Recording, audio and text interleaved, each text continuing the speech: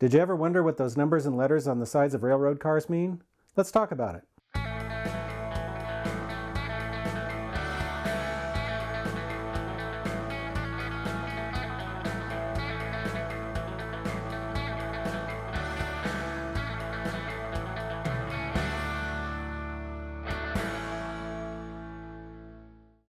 Hi everybody, I'm Dan. And I'm Nicole. Welcome to Model Railroading for Beginners. Welcome. So today I thought we'd talk about railroad reporting marks. Oh, okay. Which are the little number and letter codes that are on the sides of railroad equipment. As in the equipment behind us? Yeah, I brought some models here so we could look at them. This is a box car, and the letter code is UP because it's Union Pacific. And then it has a number, which is, in this case, 499-748. That number is really long. Is that how many cars are, like, they've made, or? Usually freight car numbers are up to 6 digits. Oh. And it's not so much that they necessarily have that many, but a lot of times they'll put them in number series, like the same type of car in a certain series. Oh, okay. So I don't know how many freight cars UP actually has. Probably quite a few, but well, yeah, probably. Yeah, but yeah, they do tend to use up to 6 digits for rolling stock, and then locomotives are usually 1 to 4 digits. Okay. So you knew where I was going because of the right. 44, 49. Right. Yeah, right. The only exception to that is in Mexico. Sometimes you'll see 5-digit locomotive numbers, but that's not something you typically see in the U.S. and Canada. Okay. And the letter codes are typically 2 to 4 characters. Oh, okay. I've seen in Mexico, I don't think they do it anymore, but I think for a while they were doing certain ones that had 5, but that's not something you typically... It's not something you see in the States or in Canada, typically. Okay. So anyway, though, we can take one of these and just use the same one.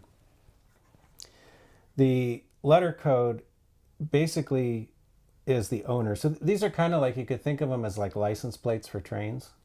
Right. So the idea is that every piece of equipment has a unique letter and number code. So like you might see this same car number with the different railroads, it might be ATSF or something, or BNSF, but you would never see the same, like UP and the same number on more than one piece of equipment, unless they're like considered one car and like permanently coupled together or something. Oh, okay. Because it's basically a unique identifier for each piece of railroad equipment. And the number code, or the letter codes are generally some kind of an abbreviation of the railroad name. Like UP for Union Pacific. Right. ATSF is Santa Fe, which is Atchison, Topeka, and Santa Fe, which is why it's longer. Okay. Southern Pacific was SP. Right. Pennsylvania was PRR for Pennsylvania Railroad. This one says CSXT. Okay, yeah. So that's you can pull that one out. So this is an example of a special one. Of course, I picked the special one. Right away.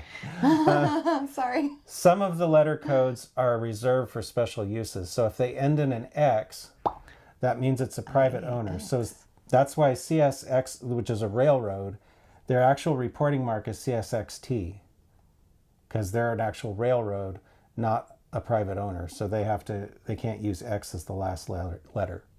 Oh, okay. I remember I saw, which is why you should always take stuff on the History Channel with a grain of salt. But I remember one time there was a story on the History Channel about some passenger car that's in the Chicago station somewhere down the bottom, and it supposedly was used by Roosevelt or somebody. I don't know. I don't remember the whole story. But anyway, there was this so-called expert, and he says, "Oh, that's something X. That means government." And I'm like, "No, that doesn't mean government.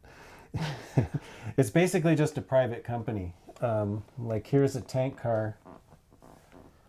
This is ACFX, which is the American Car Foundry.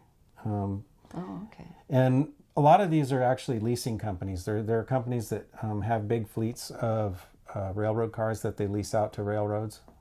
So you'll typically see a lot of leased cars or cars that belong to a specific industry. Sometimes industries will buy their own freight cars.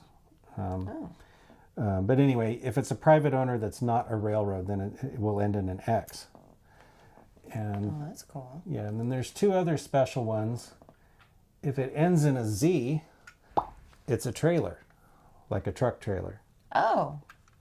Okay. Oh, okay. So sometimes you'll hear the term Z train. That typically means a train that has a lot of trailers on flat cars.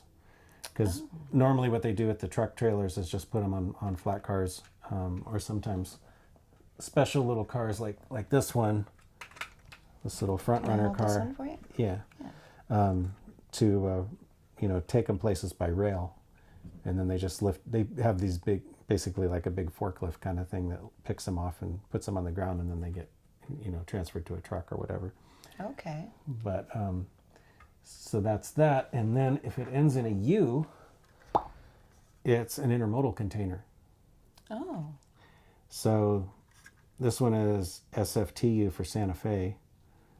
I'm not sure what the T stands for, but the U is means it's an intermodal container, which intermodal containers can be transported by rail or truck or ship. So Okay. and I think the main difference between an intermodal container and a trailer is that the intermodal container doesn't have its own wheels. If they don't need to put it on wheels, they have to put it on a special little trailer frame thing so they can tow it behind a truck. Okay. So, All right. So it would need a flat truck of some kind. yeah.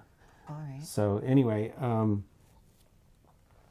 those are kind of the special ones, and they are, I think except for the container ones, they're kind of overseen by the AAR, which is the Association of American Railroads. I think the container ones are done by a different agency that's international, because containers go all over the place.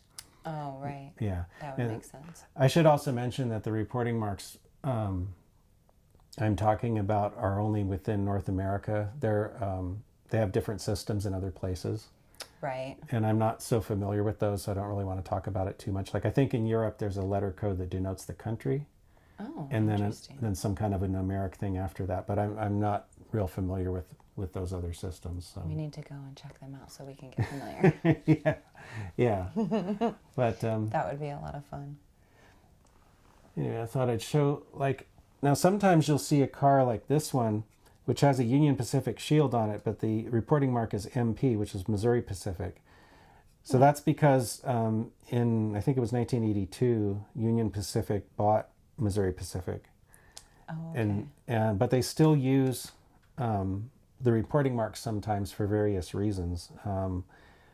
Sometimes I think it's an organizational thing so that they can group certain cars into different identities, I guess, for tracking purposes. I'm not sure why, but I think also there's I suspect some of it is also to continue the usage, because I think I'm not a lawyer, so I don't really understand trademark law, but I'm pretty sure with a trademark you have to show usage in order to maintain the trademark.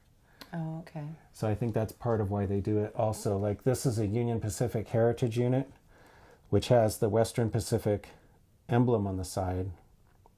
So, this engine was painted in this way in 2005, because UP bought Western Pacific, I think it was around the same time, 82, 83. And which is why this one's numbered 1983. But having this on there is a way of keeping that graphic in use. Okay. So I think that's part of the reason that they did it. That'd be a lot to renumber and redo too if you just took over a whole entire railroad. Yeah. It's a lot of equipment to renumber. That is, and I think that's part of the reason they keep some of them too, is because when Union Pacific acquired Southern Pacific, which is another big railroad, there were already all these SP cars with their own number series. So yeah, consolidating all that would be a lot. A mountain of work. Yeah. And more numbers. Right. Another thing Union Pacific did, and I don't have an example in a model, but they only use 4-digit numbers, so 1 to 9999 basically. And then Union Pacific, I'm not sure if this is still true, but at one point they had over 10,000 diesels. So what they did was they created another reporting mark called UPY, which is, I think general consensus that it stands for Union Pacific Yard.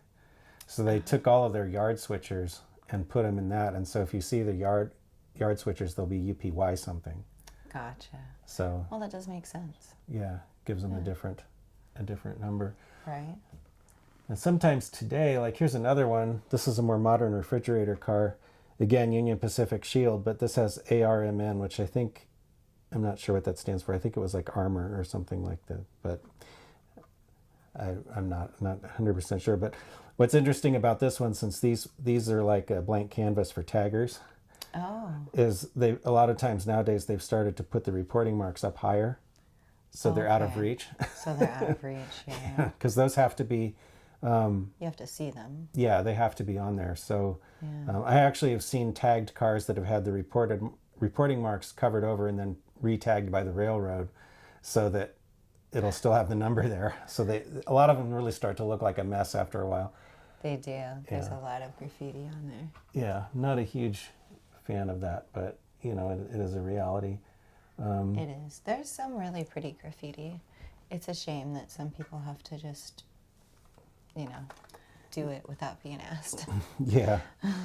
So here's a couple more examples. The red one, this is a ATSF regular old Santa Fe car, but this bottom one is also Santa Fe. This is one that's been patched, so it's like the original reporting mark was painted out, and they put SFLC, which is one of Santa Fe's marks.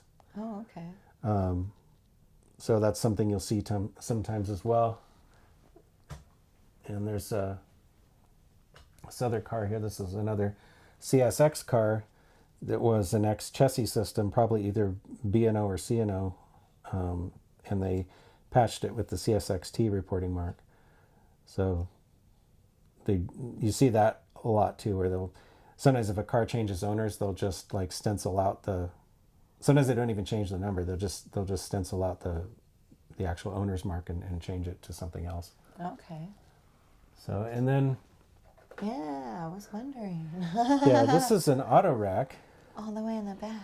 Yeah, now this is kind of interesting because the top part says Southern Pacific, but the bottom part is TTGX, which is a trailer train reporting mark. Trailer Train is a leasing company.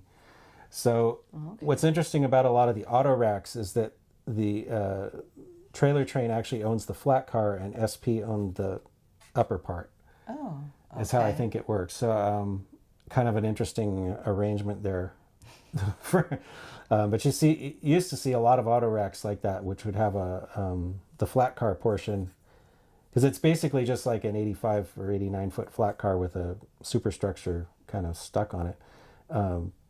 But you'd see that a lot with the leasing flat car portion, and then whatever railroad owned the upper part. That's interesting. Yeah. So anyway, I think only one. I don't think we looked at this one. This is just another. This is an example of a car that's basically owned by an industry. This is Archer Daniels Midland. So their ADMX is the reporting mark. So they're an agriculture company. Oh. So this car would probably haul flour or something like that. But yeah, that's kind of what you see. So I just thought it would be cool to go through some examples, and like railroads use those like to keep track of the cars and to determine like where they're going to go. Like they'll have, whenever they have a load, when the car is loaded, the number, of course, of the car is kept track of, and then that car is routed to wherever it's going, and then when they are going to deliver the car, they make sure to deliver that exact car. So that's why they have, one of the reasons they have to have those numbers. Yeah, it's very organized. Yeah, because you could have a lot of look-alike cars on a railroad that are all painted the same, and the only difference is the number. So it's important that they are legible. I used to kind of giggle a little bit that you would have so many different trains that looked exactly alike for your trains, just to and I was like, that's the same car. And you would be like, but it's different numbers. And I never understood what that was for like the longest time until you finally were like, no, this is the numbers. It's really nice to know information. Yeah. And why things are the way they are. Yeah. Yeah. So, it's interesting. Yeah, and if you're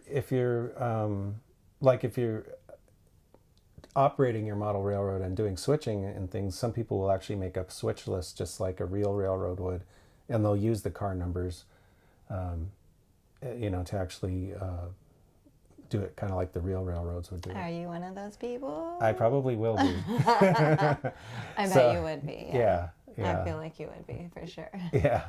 So we're not quite to that point yet, as I don't have the layout built. When we get there. So that would be really hard if we were at that point and the room looked like that. yeah. That would be a really hard track. Yeah. So, but anyway, they're basically like license plates for trains. Yeah. That's how you can think of it. Yeah, I agree. So anyway, I guess that will be it for this one. Aw. All right. Can't think of any more to say about it right now, so I think we'll, Well, I guess that's time then, huh? yeah, that'll be time. All So, right. so I guess we'll see you all next time. Thanks for watching. Bye, guys. Don't forget to sub, like, Comment and and share. Yeah, really helps us out. We Yes, appreciate it does.